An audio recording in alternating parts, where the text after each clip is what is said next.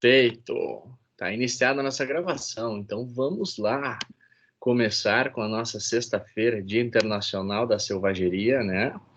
Deixa eu compartilhar minha tela aqui para a gente conversar um pouquinho. Hoje a gente ainda não vai entrar especificamente nas peças, tá? A gente vai ver algumas técnicas que eu considero importantes para a gente aplicar na redação de um processo, na redação de uma peça, na redação de tanto na prática quanto na OAB ou em algum concurso segunda fase, e depois a gente vai ver assim como que isso acaba sendo cobrado eventualmente em concurso. Aí na próxima aula a gente começa a ver em espécie cada detalhe de cada peça processual. Opa, compartilhei errado. Deixa eu compartilhar minha tela aqui.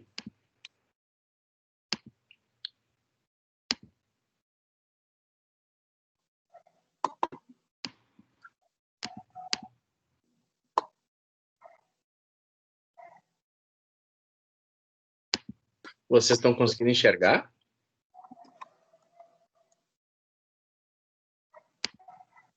Não? O PowerPoint, não? Sim, sim. Show, beleza. Então, vamos lá, galerinha. Sim, algumas coisas importantes que eu acho que a gente deve conversar sobre a forma de fazer uma peça processual. A gente está aqui, né, na cadeira de prática, então o nosso foco é ou criar uma peça processual, você tem um escritório de advocacia, ou você é um promotor de justiça, ou você é, sei lá, um procurador, um defensor público, algum cargo que precise trabalhar precisamente com a redação de uma peça processual, ou isso vai ser cobrado eventualmente para quem quer fazer o exame de ordem. Preciso obter minha habilitação, eu tenho que, na segunda fase, elaborar, redigir uma peça processual. Alguns detalhes, então, eu considero bem importantes. Primeiro, a redação. A redação é a nossa arma. A nossa palavra é a nossa arma. Então, isso deve ser uma preocupação constante do profissional do direito, de aprimorar sempre a redação escrita e a forma como a gente se expressa oralmente também. Isso é fundamental, galera. Às vezes um deslize, um errinho, uma coisa que não está bem clara, pode gerar uma má impressão na peça, pode criar uma má impressão por parte de quem vai estar apreciando aquela peça. Mas, fundamentalmente, a gente tem que ter noção de que o que é uma peça processual. É um papo, uma conversa que a gente está tendo com, na maioria das vezes, o juiz. Eu estou dizendo alguma coisa para o juiz e, normalmente, eu estou pedindo alguma coisa para o juiz. E isso eu tenho que ter em mente para a gente desmistificar essa ideia de que uma peça processual é algo extremamente complexo. É uma conversa. É um recado que tu quer dar para o cara e alguma coisa que tu quer pedir. Então, quanto mais claro você for naquilo que você quer, melhor. Eu quero que você reconheça a nulidade. Ponto. Por causa disso, disso e disso. Ponto. Não precisa dizer excelência, considerando que nos primórdios do processo penal, remontando a Inquisição, bababá, isso aí é perda de tempo. Não há necessidade de fazer isso, salvo se isso servir para fundamentar o seu ponto, tá? A nossa redação, além de clara, tem que ser técnica. A gente não pode esquecer que nós estamos falando com uma autoridade, né? Um desembargador, um juiz. Então, apesar de a gente precisar ser o mais claro possível, a gente precisa falar a linguagem jurídica, falar a linguagem técnica. Então, por exemplo, se eu vou mencionar que eu estou impetrando um habeas corpus, eu tenho que ter noção de que o habeas corpus ele é uma ação constitucional, não é um recurso. Pega mal eu dizer que eu estou impetrando um recurso de habeas corpus. Claro, a pessoa vai entender, mas isso pode eventualmente gerar aquela pontinha de desconfiança. Putz, o cara não sabe o que está fazendo, sabe? Então, isso é um cuidado que a gente deve ter. Aline? Prof, uma dúvida. Eu estou enxergando a sua tela do PowerPoint no modo edição. É isso que o senhor está mostrando? Não, eu devo ter. O senhor já está avançando na apresentação mesmo, né? Aqui já está, agora acho que deu. Para mim, continua no primeiro slide no modo edição. Para os colegas também? Para mim aparece. Vou tentar fechar minha. Desculpa. Agora deu? Ou continua a mesma coisa ali? Para mim, continua. Vamos ver. Será que eu consigo uma coisa diferente? Eu vou tentar fechar. Descartar. E agora eu vou tentar a apresentação. Tá, agora eu vou compartilhar de novo.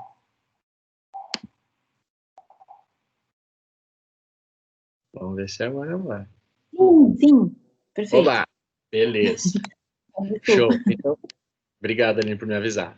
É bom que vocês me avisam, porque eu não enxergo nada. Eu fico falando aqui, aí eu acabo não enxergando. Obrigado, galera. Então, aqui, redação clara e técnica. Outra coisa fundamental, galera. Assim, ó, que às vezes a gente acaba negligenciando um pouco.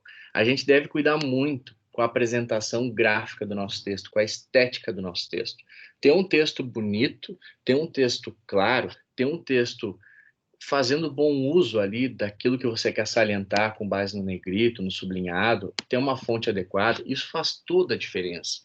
Porque aquela primeira impressão causa uma boa impressão em quem está olhando. O cara olha, putz, essa peça tá ok, que peça bem escrita, que peça bonita, não tá torto, não tá sem justificação nos parágrafos, não tá sem margem, não tem cada fonte de um jeito.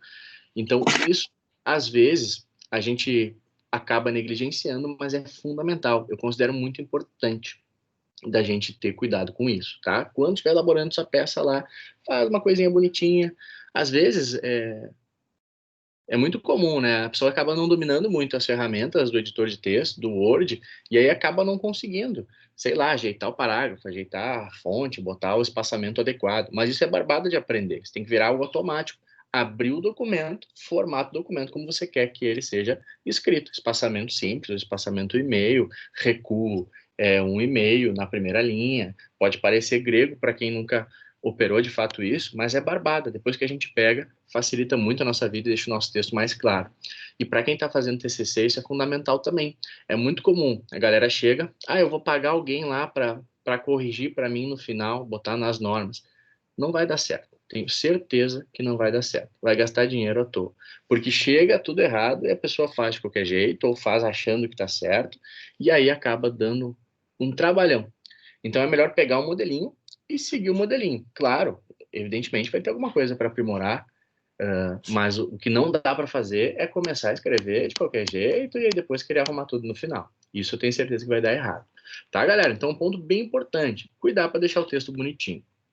Coerência e harmonia, eu tenho que ter uma linha de raciocínio adequada, eu tenho que ter uma linha de raciocínio que faça sentido e eu tenho que ser harmônico naquilo que eu faço. Então, por exemplo, se eu digo para o juiz que houve violação ao princípio da ampla defesa, houve cerceamento de defesa, eu tenho que pedir o reconhecimento da nulidade. Eu não posso dizer, juiz, houve violação ao contraditório, então aplica a pena no mínimo legal. Não faz o menor sentido. Eu tenho que ter coerência com aquilo que eu estou dizendo. O meu fundamento e o meu pedido têm que estarem em sintonia. Eu preciso, hoje em dia, ser conciso. A minha escrita deve ser direta e objetiva. Quanto menos eu falar, melhor. Quanto menos eu falar, melhor. A gente, no começo, a gente tem a impressão, né? Eu tinha, pelo menos. O cara me contratou, tem que fazer uma peça gigante para mostrar trabalho. 10, 15, 20 páginas. Não é necessário. Na maior parte das vezes, você não precisa de uma peça grande. Você vai fazer uma peça grande se for, de fato, precisa explicar, esmiuçar algum ponto. Mas, normalmente, quanto menos você falar, melhor. Eu quero isso por causa disso, o fundamento é esse, ponto. E uma coisa que eu acho muito importante, utilização estratégica da doutrina e da jurisprudência. O que eu quero dizer com isso, galera? Olha só, às vezes, a gente pega lá, vou falar para o juiz, quero pedir absolvição do meu cliente por insuficiência de provas. E aí eu pego um tópico e falo, ou quero pedir, vou impetrar um habeas corpus pedindo para ele ser solto, porque não tem fundamento para preventivo. E aí eu gasto 3 folhas citando doutrina, falando sobre o princípio da presunção de inocência. Ninguém é considerado culpado, salvo trânsito em julgado da sentença penal condenatória, de acordo com fulano de tal, o princípio da presunção de inocência é um princípio importante. Cara, você acha que o juiz não sabe disso? Você acha que o juiz não conhece o princípio da presunção de inocência? O cara passou num concurso difícil, é óbvio que ele sabe o que é a presunção de inocência. Tu não precisa explicar para o juiz o que é a presunção de inocência. Tu tem que utilizar uma doutrina se for um ponto, por exemplo, que está sendo construído. Então, daqui a pouco, lembra lá no mensalão, quando se começou a usar a teoria do domínio do fato? Lá no mensalão, se começou a usar a teoria do domínio do fato. Estava todo mundo meio perdido. Então, daqui a pouco, naquele ponto específico, era importante. O cara que criou, o Klaus Roxin, que criou a teoria, ele fala isso, fala que deve ser aplicado dessa forma. Aí pode ser relevante. Então, para muitos pontos, eu não preciso me desgastar, perder tempo e enfadar o julgador usando uma doutrina sobre um ponto que ele já sabe. Outra coisa importante sobre doutrina.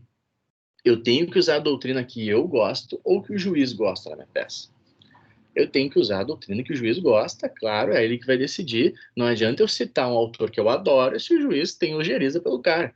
Eu odeio esse cara, garantista, louco da cabeça, só fala besteira e eu vou botar na minha peça? Não, eu vou entender, eu vou lá quando eu for conversar, entregar memoriais, conversar com o julgador, eu vou olhar para a estante dele e ver qual é que é desse cara, que tipo de gente ele cita, que filiação acadêmica ele tem. Daqui a pouco eu citar um cara que eu não gosto, mas para dar um fundamento para o juiz decidir com alguém que ele gosta, é melhor do que eu citar alguém que eu gosto e não servir para nada, pelo contrário. E jurisprudência? De que forma eu devo usar jurisprudência? Galera, se alguém quiser falar alguma coisa, dá um grito aí que eu não estou vendo vocês, tá? Só estou vendo a Aline aqui, o resto eu não enxergo ninguém. Jurisprudência também. Normalmente eu devo ter preferência para usar jurisprudência do próprio órgão jurisdicional. Então, por exemplo, eu interpus lá meu recurso de apelação. Minha apelação caiu para a segunda Câmara Criminal. Eu tenho a possibilidade de apresentar razões em segunda instância, né? Então, eu posso apresentar as minhas razões recursais para a segunda Câmara Criminal. Jurisprudência de qual Câmara eu devo utilizar? Deles mesmo. Gurizada, vocês já decidiram assim, vocês têm esse posicionamento, vocês, em outros casos semelhantes, proferiram decisão no sentido do que eu estou pedindo. Por quê? Porque aí fica mais difícil deles conseguirem se desvincular do teu pedido. Eles podem decidir no sentido contrário? Claro que podem, são juízes, podem decidir como eles quiserem. Só que eles vão ter que dizer, naquele outro caso eu decidi diferente porque o caso era diferente. Então, você acaba tentando fazer com que ele se vincule a um posicionamento que ele já tem. Ou eu uso posicionamento de tribunais superiores como argumento de autoridade. O Supremo já decidiu assim, o STJ já decidiu assim. Se vocês decidirem de forma contrária, tem chance de a decisão ser reformada. Não é muito efetivo, eu penso, utilizar a jurisprudência, por exemplo, ali da terceira. Se vocês pegarem, a gente conhece um pouco mais ali a estrutura das câmaras. A terceira Câmara e a primeira, segunda e a terceira Câmara do Tribunal de Justiça julgam a mesma matéria. Tráfico, crimes dolosos contra a vida, acho que Maria da Penha, porte de arma, não me lembro se tá, crimes de trânsito também não me lembro, acho que é isso. Ou mudou trânsito e armas, foi para a quarta. Mas o que eu quero dizer? Eles têm a mesma competência, só que eles julgam de forma muito diferente mesmo. Um cara que é solto na terceira Câmara nunca vai ser solto na primeira Câmara. Então não adianta eu dizer para a primeira Câmara como é que a terceira Câmara está dizendo. Porque eles vão olhar e vão dizer, isso aí é coisa daqueles loucos da terceira Câmara. Eu não vou decidir nesse sentido. Olha o que os caras estão fazendo na terceira Câmara, olha que absurdo. Entende? Então eu tenho que tentar utilizar ele de forma que seja favorável à minha estratégia defensiva ou acusatória, se eu for Ministério Público, tá? Beleza, agora, fui intimado para apresentar uma peça. Ou o cliente chegou lá no escritório com um mandado de citação para a gente responder a acusação. Tenho que fazer uma peça processual. Ou fui na própria prova da OAB, terminei de ler o enunciado. Como que eu devo, quais são alguns passos que eu considero pertinentes que a gente pode adotar para planejar a nossa peça? Primeiro de tudo, eu acho que se for na vida real, a gente tem que ter cópia, né? Primeiro de tudo é tirar cópia dos autos ou pedir acesso, se for eletrônico, para a gente ver o que a gente está fazendo, o que está acontecendo. Não dá para acreditar no cliente, galera. Ele disse isso. Não. Claro, leva em consideração, avalia, mas vai nos autos, vê o que está nos autos. Pede para ele prova daquilo que ele está dizendo. Porque às vezes ele te conta uma coisa, chega no processo, a coisa é bem diferente. Então não escreve nada confiando no cliente. Outra coisa, até não falei na outra turma, mas é muito cuidado a gente tem que ter também, se o cliente te dá algum documento para juntar no processo, não que a gente vá presumir má fé, pelo contrário, a gente presume boa fé, mas avalia com calma aquele documento. Por que eu estou dizendo isso? Tem colegas que juntaram nos autos documentos falsos.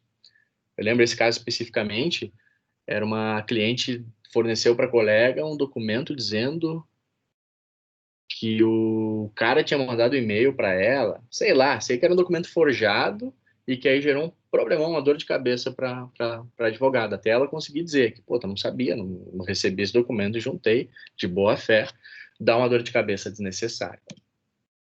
Então, só para a gente se ligar, ficar atento, tá? Primeiro passo, planejamento e pesquisa. Olha o enunciado, identifica quais são os pontos que estão sendo cobrados, quais são os fundamentos legais, quais são as teses. Então, você vai lá, se é um caso de tráfico, por exemplo, eu vou lá no artigo 33 da Lei 11.343, se eu estou fazendo a prova, Eu olho, leio o dispositivo, eu vejo a remissão que tem no Código Penal, na lei especial. Isso é uma dica muito importante. Vocês, putz, eu tô sem meu vadimeco aqui, eu tô em casa hoje. Mas quando vocês pegarem o vadimeco de vocês, se vocês lerem o artigo, embaixo vai ter várias remissões. Artigo tal, súmula tal. Isso é muito bom, né, Aline? Isso aí é importantíssimo, porque aí a gente consegue, a editora, ele bota ali os artigos e as súmulas que estão relacionados àquele fato. Então, daqui a pouco, lendo o artigo e vendo as remissões e lendo as remissões, eu consigo identificar uma tese que eu até desconhecia. Daqui a pouco eu consigo escrever, construir a minha peça, pesquisando, planejando ali na hora, sem ter conhecimento de algo prévio. Se for no escritório, dá para pesquisar com calma, fazer uma pesquisa com calma. Mas o primeiro passo é isso, planejar e pesquisar. Depois eu começo a redigir, faço a redação, estruturo a peça, faço a composição da peça e, por fim, aquela correção e a revisão final, que também é muito importante, galera. Não tenham vergonha de submeter a peça de vocês para outras pessoas. Hoje tem alguns alunos, tem alguns colegas que pedem para eu dar uma olhadinha na peça, eu faço a mesma coisa, mando. Aqui no escritório a gente nunca protocola nada sem passar por nós, eu mando para o Guilherme manda, a gente sempre analisa tudo, a gente sempre revisa um do outro, porque é importante. TCC também, meu TCC, minha dissertação, mandei para meu pai, para minha mãe, ninguém entendia nada de direito, eu mandei para meu pai, para minha mãe, para meu irmão, até meu cachorro leu, eu acho.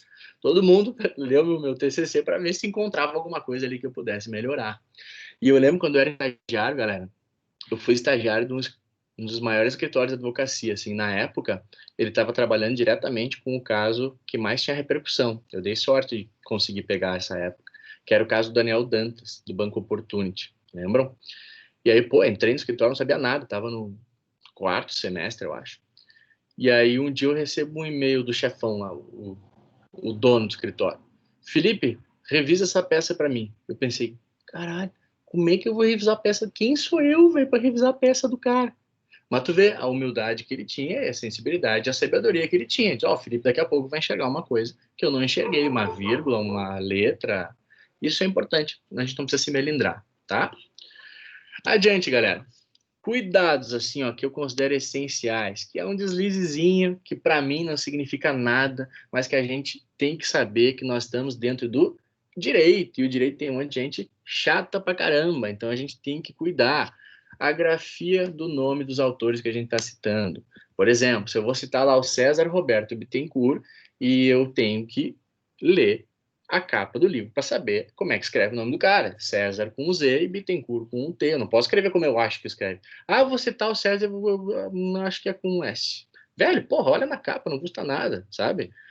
Isso evita o constrangimento. Já presenciei uma banca que aconteceu de o cara ter escrito o nome do autor de forma equivocada e o autor estar na banca. E o cara olhou e perguntou: quem é esse professor aqui que tu citou na nota tal? E o cara disse: ah, é o senhor, professor? Não, não sou eu. Meu nome não se escreve assim. Cara, eu acho bizarro, eu nunca faria isso, mas isso acontece.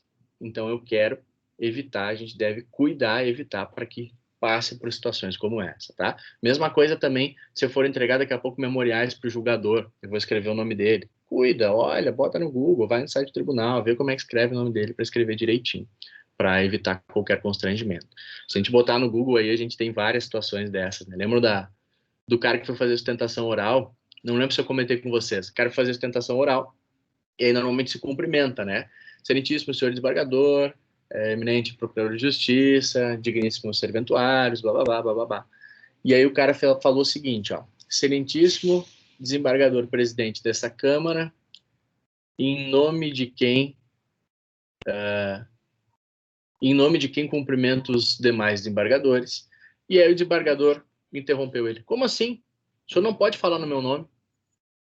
E aí o cara, não, excelência, eu estou dizendo que em seu nome eu cumprimento os outros. Não, o senhor não pode falar no meu nome, quem fala no meu nome sou eu. Aí o cara se deu conta do que ele queria ter dito. Na pessoa de quem cumprimento os demais membros.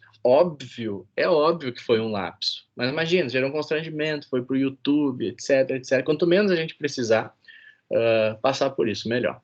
Checar a grafia das expressões em latim também. Primeiro, usa latim quando precisa, né? Daqui a pouco o cara está escrevendo uma redação em latim. Usa quando precisa, ou quando acha que a expressão de fato é pertinente. Ah, essa aqui é bonita, essa aqui eu gostei. Ne procedai iudex ex officio, indubio pro réu, ad argumentanum tantum. Cara, às vezes nem sabe o que significa. Não vou meter um latim aqui. O que significa? Não sei, mas achei bonito. Então, cuida, né? Vê como é que se escreve. E checa o nome da autoridade com quem você está conversando. Tenta não errar o nome do cara, porque tem gente que se melindra. Não vale a pena. Tá, galera? Aqui. Como que a gente normalmente estrutura o modelo de uma peça processual? Claro que algumas têm variações, né? Eu tenho, por exemplo, a apelação, que tem uma interposição, depois as razões, a resposta à acusação, vai tudo junto, embargos de declaração também vai tudo junto, mas normalmente tem um modelo que a gente acaba seguindo. Então eu posso pegar aqui o endereçamento. O endereçamento é com quem que eu estou falando. Qual é a autoridade que vai apreciar aquele meu pedido? Qual é o juiz, se for o juiz, se for um delegado ou delegado, se for um promotor. Normalmente, no mais das vezes, é um juiz ou um desembargador. Então, eu tenho que simplesmente mencionar qual é essa autoridade do endereçamento. Eu boto lá, excelentíssimo juízo da X vara criminal da comarca de tal. Se o enunciado aqui na prova da OAB não me disser qual é a vara, eu não boto, eu deixo assim. E se não me disser qual é a comarca, eu também não boto, deixo assim. Se eles me disserem, fulano de tal foi denunciado perante a terceira vara criminal da comarca de Porto Alegre, aí eu preencho. Mas eu não posso inventar. Bah, eu curto a quinta vara, vou botar. Não, não bota. Bota só se fornecerem para você elementos para tanto, tá? Depois aqui, feito o endereçamento, a gente vai para a introdução. Essa introdução é aquele momento em que a gente explica quem que a gente está representando, qual é o fundamento legal da nossa peça e qual é a nossa peça. Então, por exemplo, a gente vem dizer, fulano de tal, já qualificado nos autos do processo em epígrafe, aqui entre o endereçamento e a introdução, a gente bota processo, número tal. Fulano de tal, se me derem o nome do fulano, normalmente dão, eu boto o nome, se não, boto fulano, já qualificado nos autos do processo em epígrafe. Prof, posso trocar a epígrafe por acima mencionado? Pode, claro. Posso trocar epígrafe por suso mencionado? Pode botar como se quiser. Só não pode esquecer de mencionar. Vem respeitosamente, aqui é um exemplo, só um exemplo, tá, galera? Perante Vossa Excelência. Ah, não quero chamar de excelência. Não chama. Vem apresentar, não precisa chamar de excelência. Posso chamar de majestade? Ué, meio estranho, mas se quiser chama. Vai vir perante Vossa Majestade. Com fulcro no artigo 593, inciso 1º, interpor o presente recurso de apelação pelos fatos e fundamentos que passa a expor. Galera, isso aqui tudo admite variações. O que não pode variar? O que não pode errar aqui? O fundamento legal, que é o artigo. Ó, aqui eu até errei, ó. É 591, inciso 3º do CPP. Tinha que ter posto, não botei. Então eu não posso esquecer de botar o fundamento legal, que é isso é cobrado na OAB, se deixar de colocar, eles tiram um ponto. E eu não posso deixar de colocar o nome da peça, tá? Muito cuidado. O que às vezes acontece? Às vezes o cara tem um lapso e acerta o fundamento legal, quer falar de apelação, mas erra o nome da peça, um erro material. 593, inciso 1º, interpor o presente recurso de, sei lá, em sentido estrito. Qual é o risco que corre num exame da OAB? Por mais que seja um erro material, corre o risco do examinador olhar, ver que você errou a peça e não corrigir. Então imagina, você pode acertar todos os fundamentos, mas o cara lá, o examinador, está corrigindo 500 peças por dia, tudo que ele quer é que alguém erre a peça, que ele marca um X e vai para a próxima. Então, temos que ter esse cuidado, tá? Claro, depois pode caber um recurso, alguma coisa assim, mas é um cuidado importante.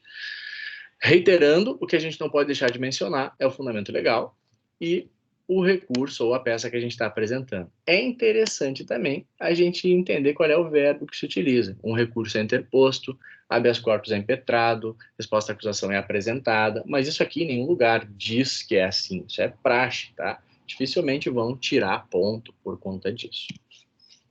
Depois a gente começa no relatório, a gente expõe o que aconteceu. O relatório, normalmente, a gente pega o enunciado ou explica para o juiz o que aconteceu. Vamos ver nesse caso aqui, ó. Fulano de tal foi denunciado pela suposta prática do delito descumprido no artigo 121, caput do Código Penal. Recebida a denúncia, foi determinada a citação, tendo o réu respondido à acusação. O cara explicou o que aconteceu até o problema, até o momento. Se nós parássemos aqui, ó, nosso enunciado, prova da OAB. Recebida a denúncia, foi determinada a citação. Na condição de advogado de fulano, apresente a medida cabível. Nós saberíamos que precisaríamos apresentar uma resposta à acusação, que é o que vem depois da citação. Mas o relatório não tem mistério, é só explicar o que está acontecendo. E depois a gente passa aqui que o bicho pega, galera, aqui que a cobra fuma. É no fundamento que a gente tem que explicar os motivos pelos quais a gente quer alguma coisa.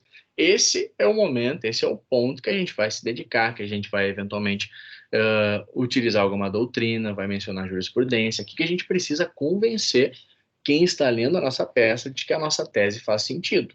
Então, no fundamento, eu tenho uma grande amplitude de argumentos. Claro, cada peça eu tenho uma limitação.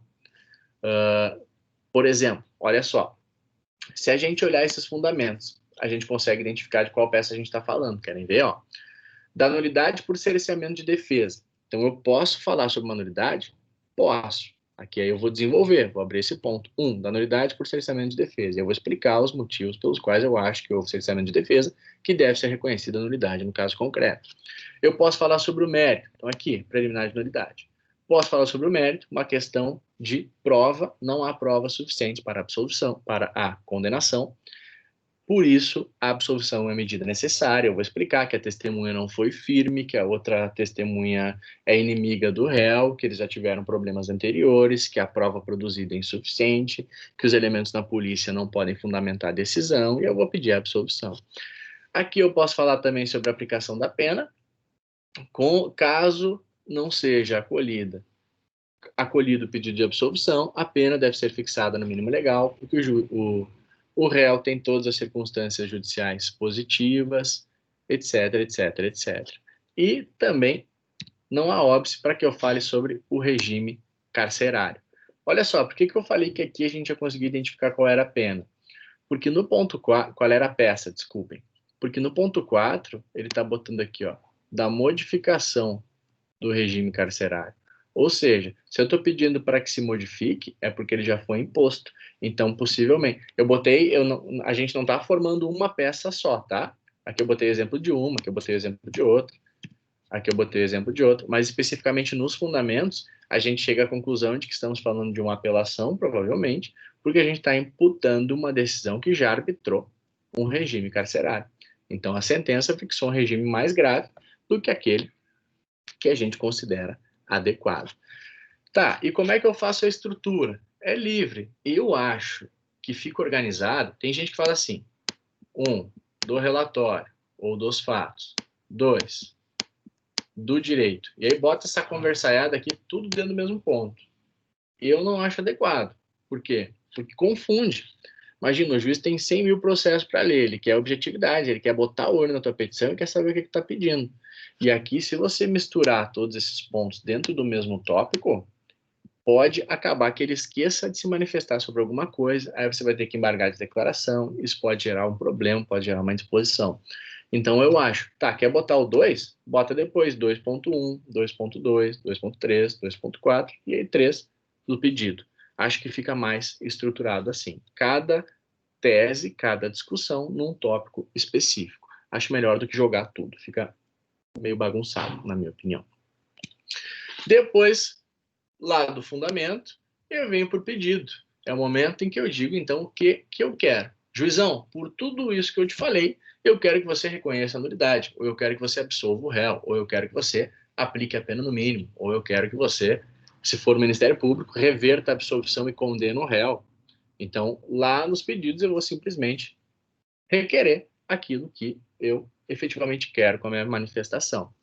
Diante do exposto, requer-se, e aí eu boto aqui os pedidos enunciados. Botei 2 exemplos. Preliminarmente, o reconhecimento da nulidade por cerceamento de defesa, e o 2, a absolvição por insuficiência de provas. Eu poderia complementar esse meu pedido 2, botando o seguinte, ó, nos termos do artigo 386, inciso 7º do CPP. Isso é uma dica para a OAB. Sempre botem. Quanto mais artigo vocês botarem que faça sentido, né, melhor. Então, por exemplo, está falando sobre insuficiência de provas, menciona um artigo que refere à insuficiência de provas. Está falando de cerceamento de defesa, aqui também poderia mencionar o direito à ampla defesa na Constituição expressamente, porque às vezes a gente não coloca, eles nos tiram pontos.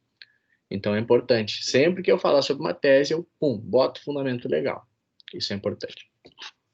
Depois de feito meus pedidos, tem aquela parte final. Conclusão, encerramento com os dados finais. Se me pedirem o prazo, eu boto o prazo, né? Dato a minha peça com o último dia do prazo.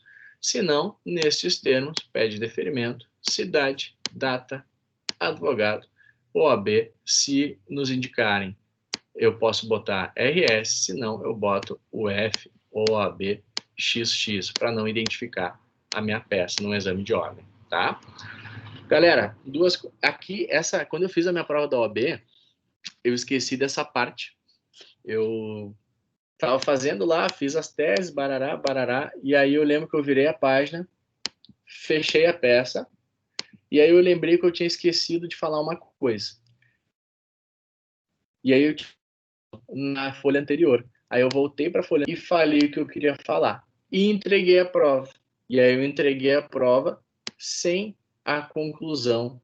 Então eu não botei nestes termos, pede deferimento, advogado e tal, não sei o quê. E aí depois que eu saí eu me dei conta, que cagada.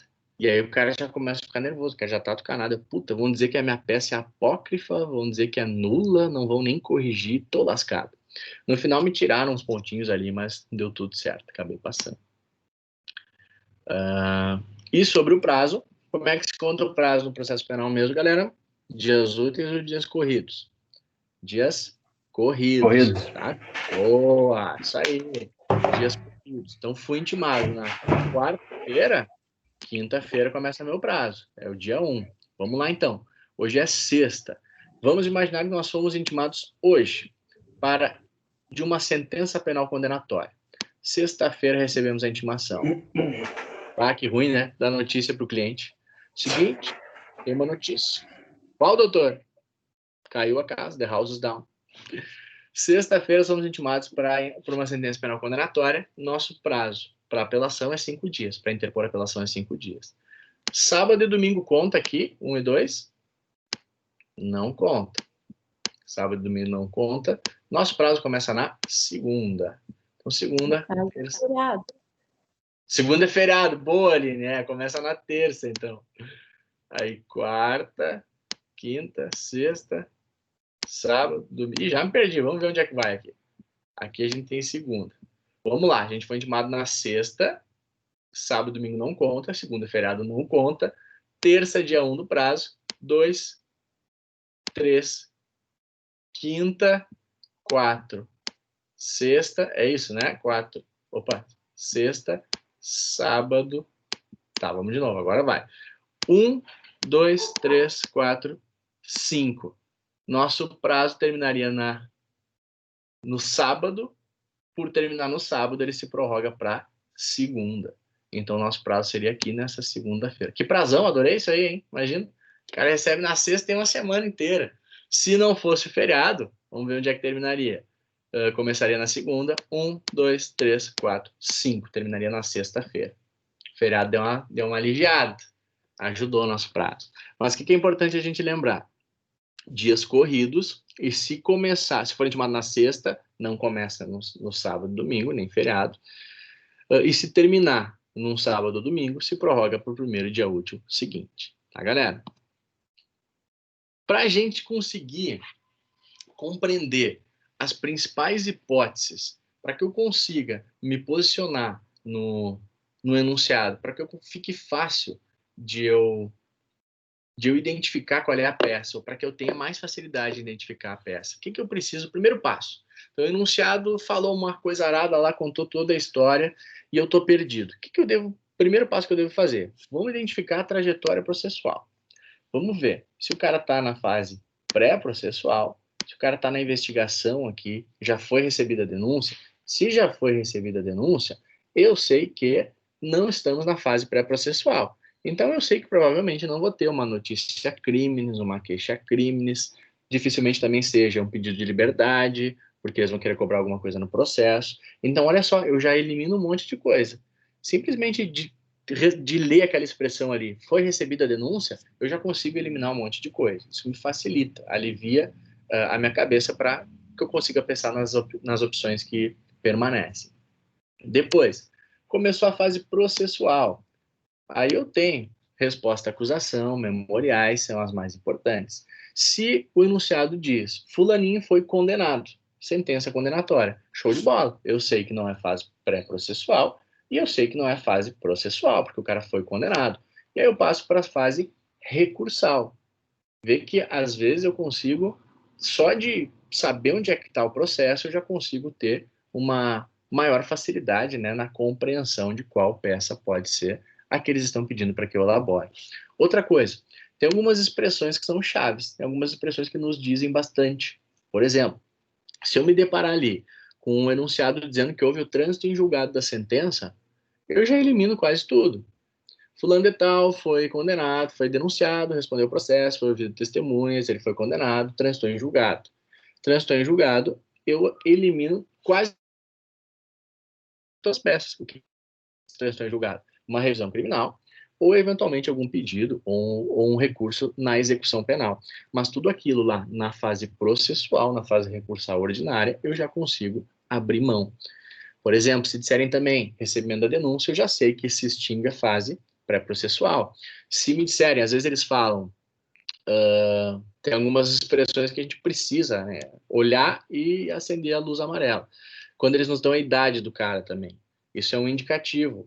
Pode querer estar só nos enchendo o saco, não servir para nada, mas pode ser uma atenuante da menoridade relativa, ou uma agravante da senilidade, ou ainda pode reduzir o prazo de prescrição pela metade. Então eu tenho que bater o olho e já fazer essas verificações, tá? Que aí fica difícil de eu não conseguir me achar.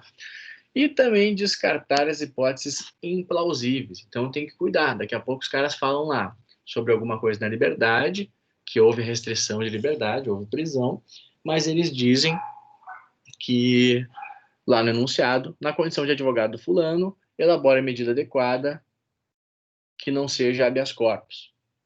Então, opa, aí eu já risco habeas corpus, já tiro da minha cabeça. Ou, se eles falam, elabore o recurso cabível, e aí eu já tiro tudo que não é recurso, já tiro as medidas da fase anterior à fase recursal, já tiro as ações constitucionais, então isso já faz com que eu alivie minha mente para pensar de forma mais clara. Aqui, só uma dica das principais peças, tá? Na fase pré-processual, antes do processo aqui, temos o relaxamento de prisão. Quando a prisão ela é ilegal, eu peço que ela seja relaxada. Se for uma prisão legal, mas para a qual não há fundamento suficiente, não é preciso deixar o cara preso, ele pode responder ao processo de liberdade, eu faço um pedido de liberdade provisória, dizendo que não tem perigo, que não tem ameaça à ordem pública, e pode ser também uma queixa-crime. Queixa-crime é a ação, a inicial de uma ação penal de iniciativa privada. Então, eu quero processar alguém e eu contrato advogado. Nós somos os advogados contratados para processar alguém por um crime de ação penal de iniciativa privada. Depois, antes da sentença condenatória, as peças mais importantes: resposta à acusação, o réu é citado, primeira manifestação do réu. Depois da citação, é a resposta à acusação. O que não dá para esquecer na resposta? Testemunhas, tá? Tem que colocar as testemunhas. Pode ser também os memoriais. Memoriais é a peça mais importante. Oi? Alguém falou alguma coisa?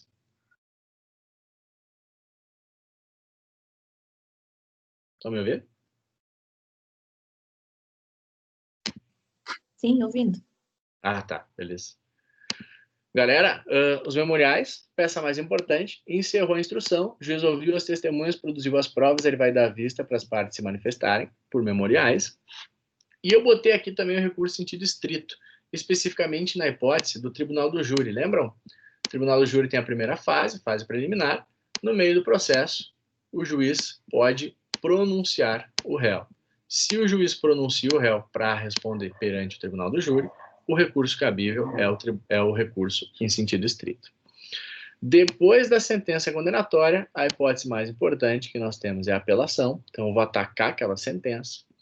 Embargos infringentes é quando eu estou diante de uma decisão proferida por um órgão colegiado, pode ser proferida pelo tribunal, mas que é uma decisão não unânime desfavorável à defesa. Então, eu interpus um recurso de apelação, um desembargador aqui estava querendo absolver o meu cliente, os outros dois condenaram. A decisão ela é não unânime, porque tem um voto divergente, e ela é desfavorável ao meu cliente, porque ele foi condenado. Então, eu posso, com base no recurso de embargos infringentes, atacar essa decisão para tentar fazer prevalecer esse voto divergente que queria absolver o réu. Depois a gente vai falar com ele sobre esse recurso com calma. E os embargos de declaração, que é quando eu acho que tem omissão, obscuridade ou contradição na decisão que eu estou recorrendo. E, por fim, depois do trânsito em julgado, não tem mais para onde correr, não tem mais o que fazer, o cara foi condenado. Eu posso cogitar de uma revisão criminal, que é quando a condenação se alicerça numa prova falsa, quando descobre uma prova nova, ou quando se descobre uma causa de diminuição de pena posterior. Ou um agravo em execução, quando é um pedido lá no âmbito da execução da pena, progressão de regime, por exemplo, livramento condicional. Essas são as principais peças. As que mais caem na OAB, galera, para quem quer fazer em penal, aqui, ó, disparado, memoriais e apelação. Por quê? Porque são as que eu consigo cobrar mais conteúdo, eu consigo cobrar matéria de qualquer conteúdo aqui, nulidade, pena, mérito. Agravo e execução tem caído também nos últimos dias, nos últimos anos. Galera, para a gente encerrar, vamos dar uma olhada aqui rapidinho nesse caso, só para ver se a gente consegue identificar qual é a peça e as principais teses. Olha só, em 10 de janeiro de 2007, Eliette foi denunciada pelo Ministério Público pela prática do crime de furto qualificado por abuso de confiança. Furto qualificado por abuso de confiança, tá? Então essa é a minha imputação.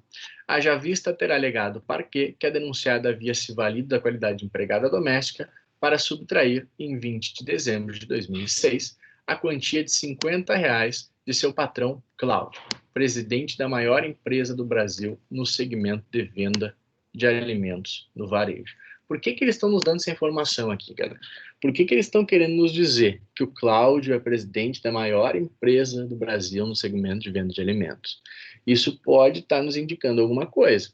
Isso pode estar nos indicando que o Cláudio é uma pessoa abonada, que tem bastante dinheiro e que 50 pila para ele não faria falta. Então, eles estão começando a desenhar aqui o que já tem que ocorrer na minha cabeça? Um princípio da insignificância. Uma possibilidade de eu trabalhar com o princípio da insignificância, tá? 50 pila para o Claudião lá, não é nada, é troco. Se fosse para mim, 50 pila, tá louco? Faz uma falta danada. Mas vamos lá. A denúncia, ó, informação relevante aqui. Por que é relevante? Porque o recebimento da denúncia é o marco interruptivo da prescrição. A denúncia foi recebida em 12 de janeiro de 2007. E após a instrução criminal, foi proferida em 10 de dezembro de 2009, sentença penal julgando procedente a pretensão acusatória. Então aqui já sei que o processo andou. Não tem mais como atuar na instrução por enquanto. Para condenar Eliette, a pena final de 2 anos de reclusão, em razão da prática do crime previsto no artigo 155, parágrafo 2º, inciso 4º do Código Penal. Após a interposição de recurso de apelação exclusivo da defesa, então a defesa recorreu. De novo, informação relevante aqui. Eles estão nos dizendo que só a defesa recorreu. Ou seja, o Ministério Público se conformou com essa decisão. O Ministério Público está satisfeito com essa pena de 2 anos, a qual ela foi submetida. O Tribunal de Justiça entendeu por bem anular toda a instrução criminal ante a ocorrência de cerceamento de defesa em razão do indeferimento injustificado de uma pergunta formulada a uma testemunha. Novamente realizada a instrução criminal, então o tribunal anulou, ó, o processo começou aqui, ela foi condenada, houve a interposição de recurso, o tribunal anulou essa instrução. Estamos aqui na segunda instrução. Novamente realizada a instrução criminal, ficou comprovado que, à época dos fatos, Eliette havia sido contratada por Cláudio havia uma semana e só tinha obrigação de trabalhar às segundas, quartas e sexta-feiras, de modo que o suposto fato criminoso teria ocorrido no terceiro dia de trabalho da doméstica. Por que essa informação é importante para a gente? Lembra da qualificação do furto que eles deram lá? Furto por abuso de confiança. A gente vai dizer... a confiança, né? Exatamente. A gente vai dizer que, como eles recém se conheciam, não teve essa qualificadora. Tá, mas eu posso pensar que houve de fato abuso de confiança, porque, bem ou mal, ele deixou ela entrar na casa. Tudo bem. Se fosse você promotor de justiça, você pode argumentar isso, mas não como advogado dela, né? Que a gente tem que lembrar que nós somos advogado dela. A gente vai dizer, não houve abuso de confiança, não se estabeleceu uma relação de confiança. Houve um furto. E o furto, naturalmente, já exige, né, alguma espécie de, digamos assim, incomodação ou de dano, de lesão à vítima. Então, é um argumento que a gente tem para dizer. Eles estão nos dando aqui esse argumento. Ademais, foi juntada aos autos a comprovação dos rendimentos da vítima, que giravam em torno de 50 mil mensais. Ô, louco, bicho! 50 mil por mês. Imagina quanto churrasco dá para fazer. Deus do céu. Churrasco, pizza, sorvetinho. Não ia prestar. Após a apresentação de memoriais pelas partes, em 9 de fevereiro, foi proferida a nova sentença penal. Aqui é importante para a gente, porque é outro marco interruptivo da prescrição. Foi proferida nova sentença penal, condenando Eliette à pena final de 2 anos e 6 meses de reclusão. Ó, galera, aqui tem coisa errada. Lembram que a Eliette foi condenada 2 anos antes? 2 anos de reclusão. Lembram que o Ministério Público não recorreu? Isso ocasiona uma... Exatamente, a pena não poderia ter sido aumentada. Isso configura reformácio impejus indireta. Se a Eliette não tivesse recorrido, a situação dela teria ficado melhor do que está, sendo que ela recorreu. Então, o juiz, ao fixar a nova pena ou condenar novamente a Eliette, não poderia ter aumentado a pena. O limite dele seria 2 anos, sob pena de reformácio impejus. Então tá, o juizão condenou a Eliette. Em suas razões de decidir, assentou o magistrado que a ré possuía circunstâncias judiciais desfavoráveis, uma vez que se reveste de enorme gravidade a prática de crimes em que se abusa da confiança depositada no agente, motivo pelo qual a pena deveria ser distanciada no mínimo. Esse fundamento não merece subsistir, porque ele já condenou ela por furto qualificado pelo abuso de confiança. Aqui há bis in idem. O abuso de confiança pode incidir uma só vez, não pode incidir 2. Já incidiu na qualificadora, não pode incidir na pena base. Ao final, converteu a pena privativa de liberdade em restritiva de direitos, consubstanciada na prestação de 8 horas semanais de serviços comunitários, durante o período de 2 anos e 6 meses, em instituição a ser definida pelo juízo de execuções penais. Novamente, não houve recurso do MP, e a sentença foi publicada no Diário Eletrônico em 16 de fevereiro de 2011, com base somente nas informações de que dispõe e nas que podem ser inferidas pelo caso concreto, acima, redija, na qualidade de advogado de Eliette, com data para o último dia do prazo legal, o recurso cabível à hipótese, invocando todas as questões de direito pertinentes, mesmo que em caráter eventual. Então, o primeiro passo é a gente identificar qual é a peça. Acho que todo mundo já viu aí, né? O juiz condenou ela. Dessa condenação, a medida que nós temos é recurso de apelação. Ótimo. Então, a gente vai interpor uma apelação. O nosso fundamento legal é o artigo 593, inciso 1º do CPP. Nossa interposição está aqui. Nosso endereçamento da interposição. Eles não dizem qual é a vara criminal, né? Então, a gente vai endereçar a interposição para X, vara criminal da comarca X. Não vamos dizer que é a primeira, a segunda, a terceira, porque a gente não sabe. Que mais? Já vamos ver o prazo aqui, ó. Fomos intimados 16 de fevereiro de 2011. Isso deve ser a data da prova. Nosso prazo começa 17, Claro, para a gente ter certeza do prazo, a gente teria que certificar que dia é dia 16 de fevereiro de 2011, se não tem feriado, mas vamos considerar que não tem, que vai ser corrido, tá? Porque só para a gente não perder tempo aqui. Então, dia 16 somos intimados, 17, 18, 19, 20, 1, 2, 3, 4, 5, dia 21 de fevereiro de 2011 é o nosso prazo, se não houver feriado, se não cair em final de semana, essas coisas.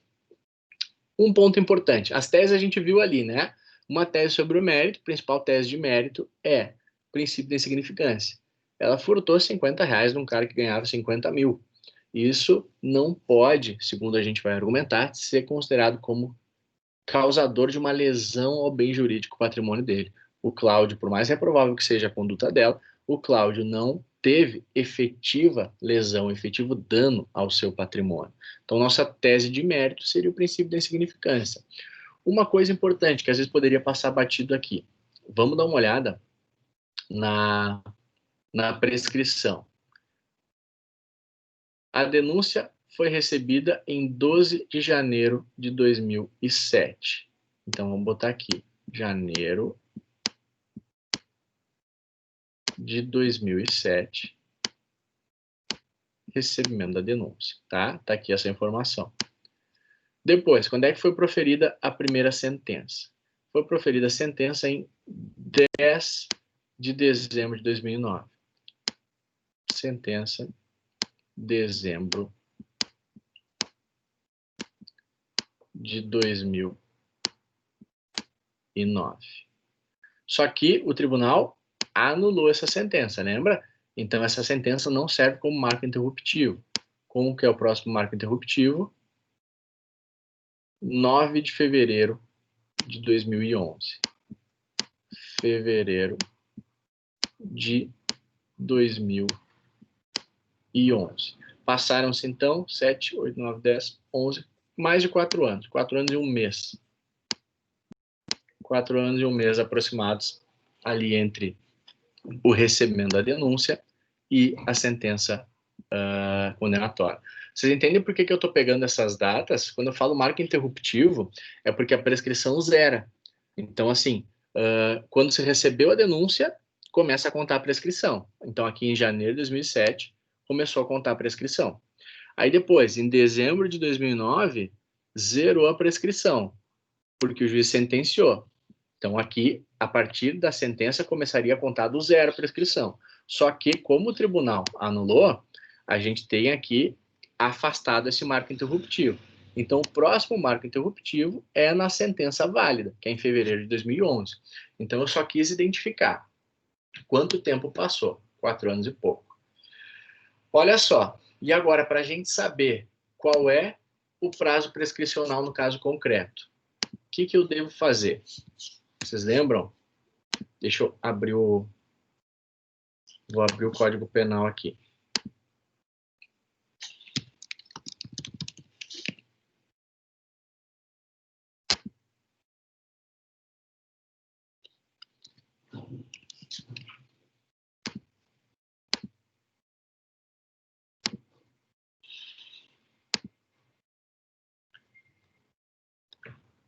Opa, peraí.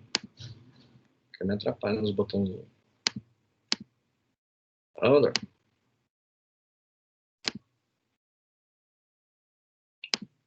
Ô, porqueira, apertei 2 vezes errado. Acho que é a fome, galera. Tá, olha só.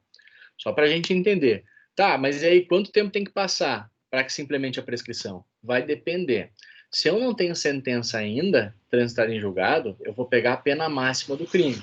Então eu pego lá a pena do 155, pena do 155 qualificado, 155, vocês conseguem ver aí? Sim. Beleza. Pode dar um zoom, se for. Vou aumentar aqui. Aí. 155, furto qualificado. A pena Cadê o abuso de confiança? É de 2 a 8 anos. Então, assim, antes da sentença, eu teria que pegar a pena máxima para jogar lá no 109. Pegaria os 8 anos. Mas como já teve sentença, e eles disseram que o Ministério Público não recorreu nenhuma das vezes, transitou em julgado a pena. Então, eu pego a pena aplicada, prescrição pela pena em concreto. O juiz aplicou 2 anos e 6 meses, lembra? Só que a gente vai dizer que esses 2 anos e 6 meses está errado, porque violou a reformácio impégios. E aí a gente volta para o 109 e a gente vê quanto tempo precisa para prescrever. Ó, a prescrição antes de transitar em julgado de sentença final, salvo disposto no parágrafo 1º do artigo 110, regula-se pelo máximo da pena privativa de liberdade combinada ao crime, verificando-se. Vamos começar de baixo para cima. Inciso 6. Em 3 anos, se o máximo da pena é inferior a 1, não é o nosso caso. Em 4 anos, se o máximo da pena é igual a 1 ano ou sendo superior, não excede a 2. Vejam que está prescrito pela primeira pena. Por quê? Porque a pena aplicada a ela não excedeu a 2 anos. E a prescrição se implementa em 4. No nosso caso, passou ali 4 anos e 1 mês. Então, a gente tem que dizer, juiz, tribunal, melhor dizendo, houve reformácio impégios, a pena dela não pode ser fixada em 2 anos e 6 meses, tem que ser fixada em 2 anos, e com a pena em 2 anos, houve a prescrição da pretensão punitiva, porque entre o recebimento da denúncia e a sentença válida, passaram-se 4 anos. Beleza? Uma dúvida. Mesmo então, como teve essa mudança da pena para maior, que não podia, então aquela sentença primeira que foi anulada, ela, pelo menos a pena dela vale. É isso para esse cálculo da prescrição. Na verdade, como ela foi anulada, ela perdeu todos os efeitos. Então, assim, a pena rigorosamente não vale. A gente vai precisar combater vai precisar que o tribunal reconheça que houve uma irregularidade, porque o juiz deveria ter atentado.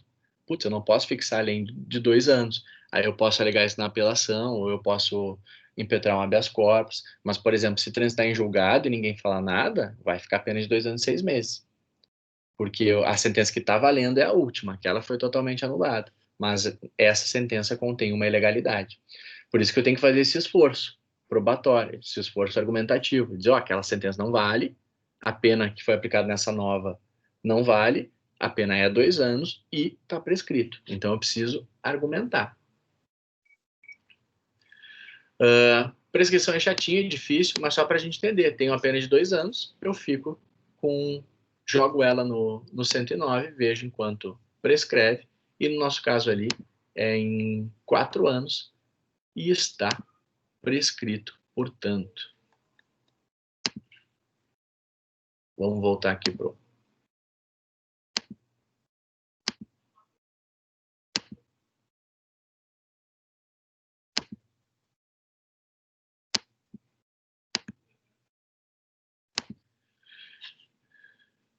Tá aparecendo o PowerPoint para vocês?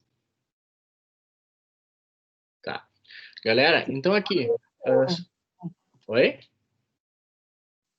Tá no modo edição, é isso? Mas que coisa isso aqui, Tim. Não sei por que isso fica acontecendo. Tá, agora acho que vai.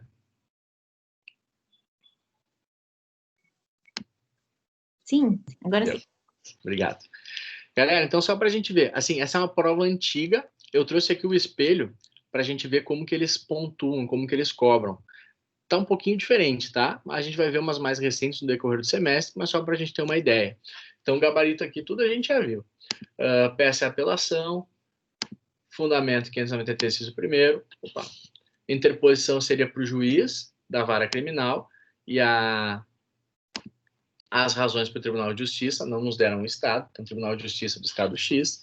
Nossas teses seriam reformácio impégios, com o reconhecimento da reformácio impégios, a prescrição da pretensão punitiva, o afastamento do abuso de confiança, o reconhecimento do princípio da insignificância, a diminuição da pena pelo fato dele ter valorado. Oi, pois não. Mas também, nesse caso, tem um excesso nas horas do serviço comunitário, não tem? Perfeito, tem também, exatamente. A fixação das horas foi acima do patamar estabelecido no Código Penal. Acho que é o artigo 46, se eu não me engano. Muito bom, Márcio. Tem também isso aí. Tem, né? Vamos ver aqui, ó, no espelhozinho deles. O que eles consideram?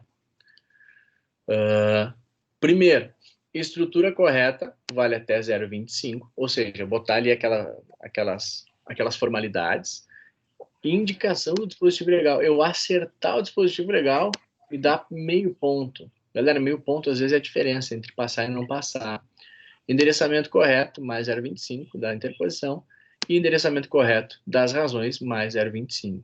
Então, olha só, eu tenho 1 ponto e 25 só de bobagem.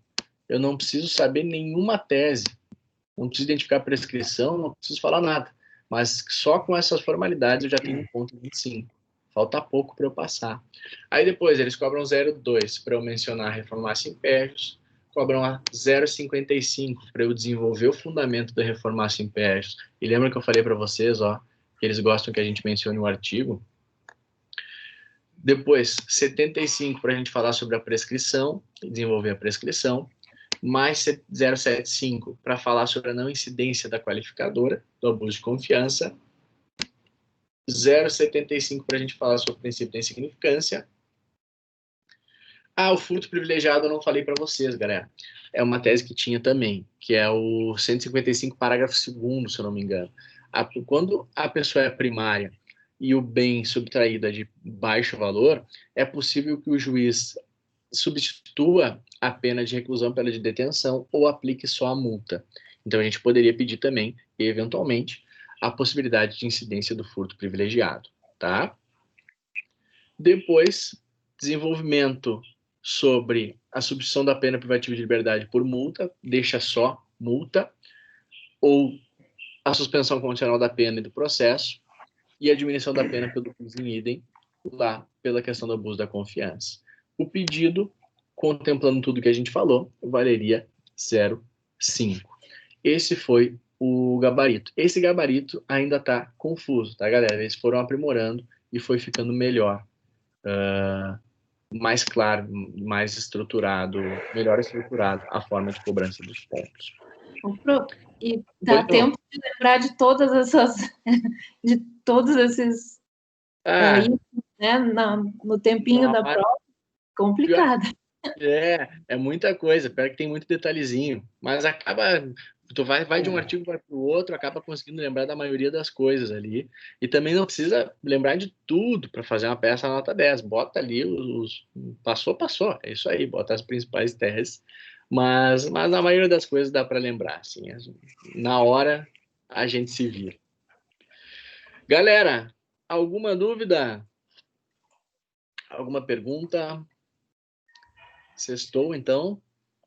Partiu selvageria? Show de bola, galerinha. Então tá, agradeço demais a presença de vocês nessa manhã. Muito obrigado, Aline, Márcio de novo, Rafael e Rochelle. Obrigado, viu? Fiquem com Deus. Beijo no coração de vocês. Bom final de semana. E qualquer coisa me chame, Bom final de semana. Valeu, Márcio. Obrigado, querido. Tchau, Aline.